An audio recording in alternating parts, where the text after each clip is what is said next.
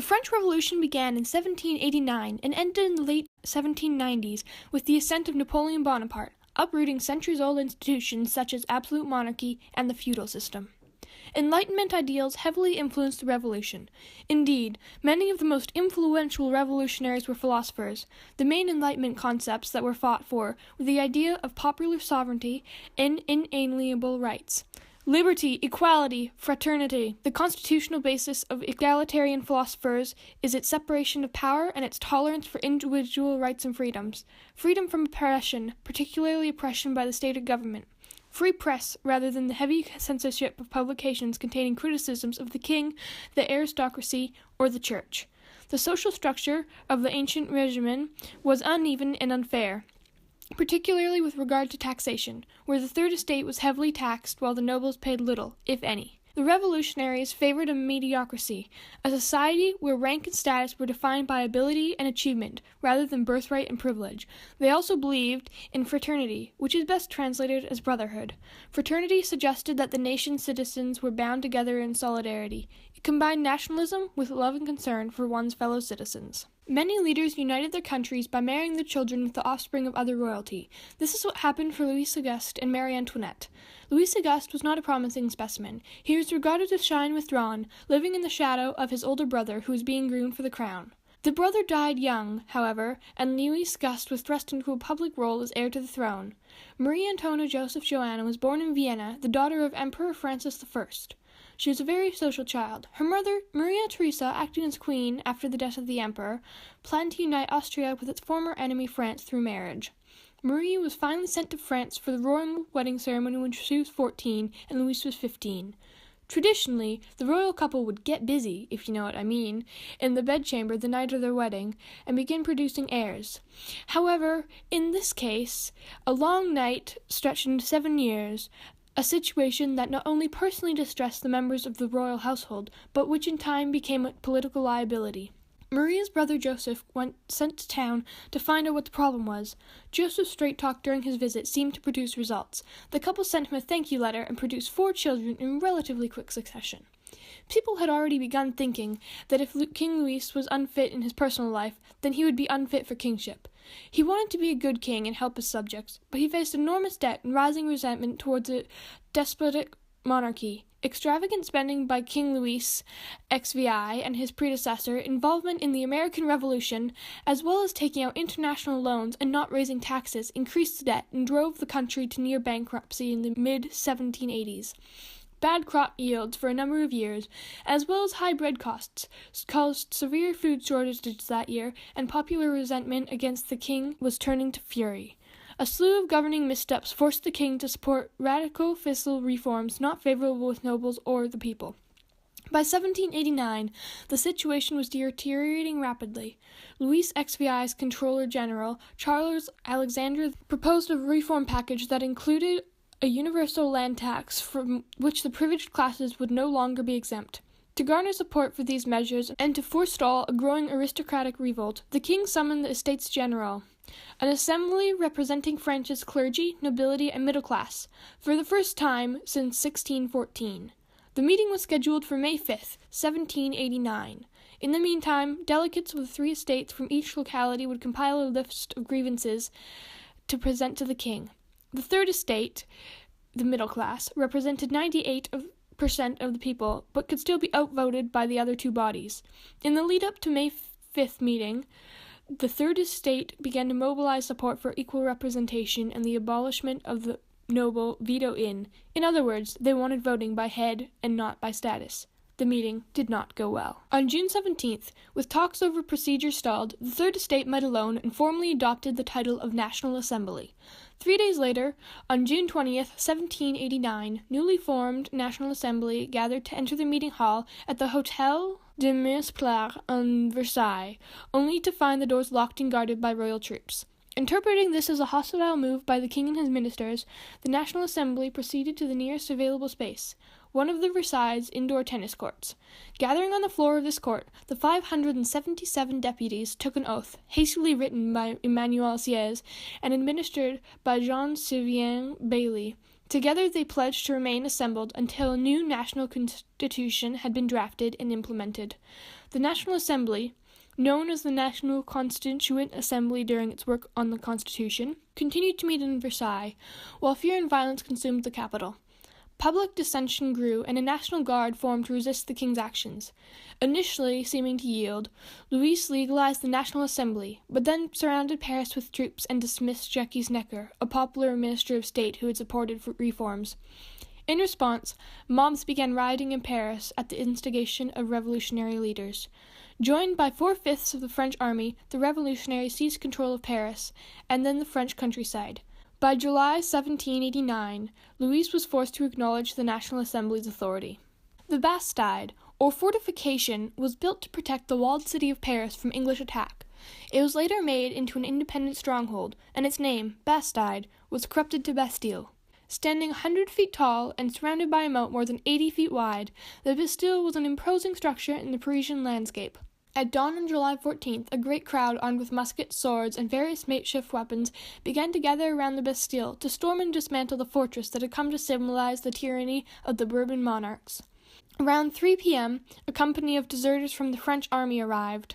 The soldiers, hidden by smoke from fires set by the mob, dragged 5 cannons into the courtyard and aimed them at the Bastille. Launay raised a white flag of surrender over the fortress. He and his men were taken into custody, the gunpowder and cannons were seized, and the 7 prisoners of the Bastille were freed. By order of the new revolutionary government, the Bastille was torn down. On February 6, 1790, the last stone of the hated prison fortress was presented to the National Assembly. The capture of the Bastille symbolized the end of the ancient regime and provided the French Revolution with an irresistible momentum. Many considered this event, now commemorated in France as a national holiday, as the start of the French Revolution. On October 4th, 1789, a crowd of women demanding bread for their families gathered other discontented Parisians, including some men, and marched towards Versailles, arriving soaking wet from the rain. They demanded to see the baker, the baker's wife, and the baker's boy. The king agreed to meet with some of the women and promised to distribute all the bread in Versailles to the crowd. Some of the crowd got into the queen's quarters, and Marie Antoinette barely escaped with her life by way of secret passage to the king's room. He agreed to address the people from his balcony. "My friends," he said, "I will go to Paris with my wife and my children." It was a fatal mistake. It was the last time the king saw Versailles. The royal family was forcibly transferred from Versailles to Paris on October 6, 1789. Georges Danton and Maximilien Robespierre.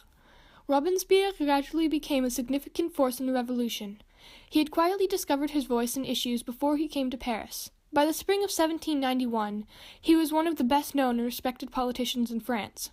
He had been dubbed the Incorruptible by his colleagues and had become the popular representative for many of the people. The flight to Varnes was the royal family's failed attempt to escape Paris. Appalled by the growing radicalism of the Revolution, particularly in its anti-clericalism, Louis XVII agreed to flee the city. The royal entourage traveled within 30 kilometers of its goal before the king was recognized by a local postmaster. Louis and his family were promptly detained and hustled back to Paris under guard. The king had attempted to flee the revolution and could no longer be trusted. His working alliance with the National Constituent Assembly and his acceptance of the Constitution of 1791 were exposed as fraudulent. Proof of Louis XVI's secret dealings and counter-revolutionary intrigues was discovered, and he and his family were charged with treason. Louis was soon found guilty by the National Assembly and condemned to death. Louis XVII brought the French Revolution crashing down on himself, and in 1793 he was executed. His wife, Marie Antoinette, was executed 9 months later. In April 1792, the Legislative Assembly was replaced by the National Convention, which proclaimed the abolition of monarchy and the establishment of the French Republic. Danton at this time had also become a well-known lawyer, was appointed Minister of Justice on August 11th, 1792. The National Convention was the ruling authority of France. It had 745 members and consisted of numerous political factions. Elected in September 1792, the National Convention had abolished the monarchy and declared France a republic. Danton was heavily involved with the National Convention. On April 6 of 1793, the National Convention created a new committee to deal with the escalating civil unrest. An emergency executive body, the Committee of Public Safety, was designed to provide a more efficient action and greater cooperation between executive and legislative branches of the government. At first, the committee served as a ministry responsible to the convention, which it later came to dominate. Under critical circumstances, it was authorized to take measures of general defense, both internal and external.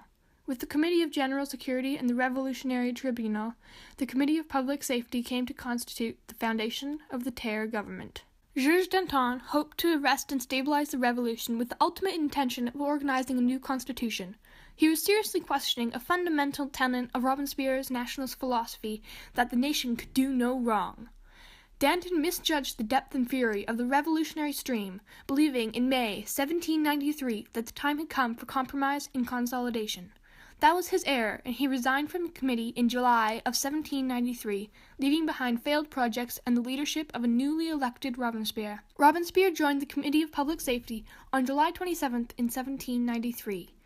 Soon after, they unleashed the Reign of Terror, a 10-month period in which suspected enemies of the revolution were guillotined by the thousands. Many of the killings were carried out under orders from Robespierre, who dominated the draconian Committee of Public Safety. He was to remain a member of the committee's outstanding spokesman until his death a year later.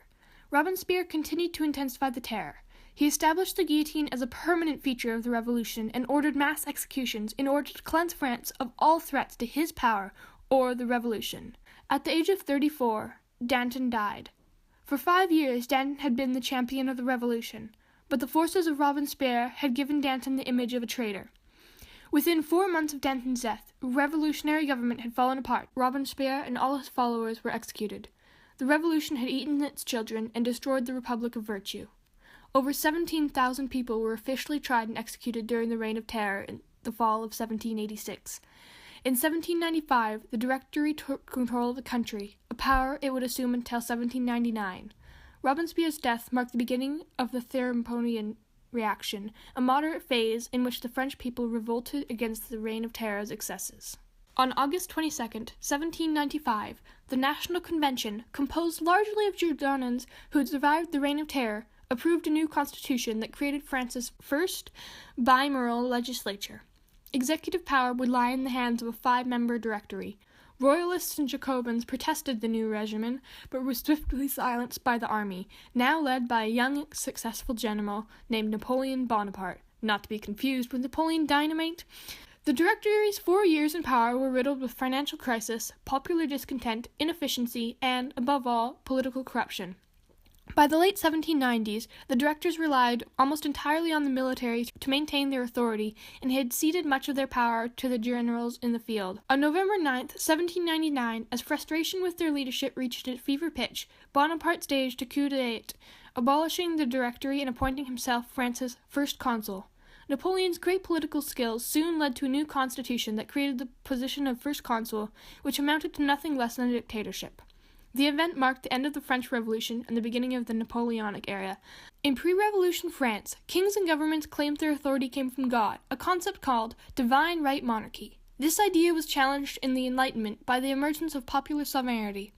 Popular sovereignty is the idea that governments derive their authority from the consent and support of the people, not from God. The outcomes of this revolution are all around the concept of egalitarianism. For example, the creation and extension of civil rights, socio-economic changes, and changes to political culture and ideas.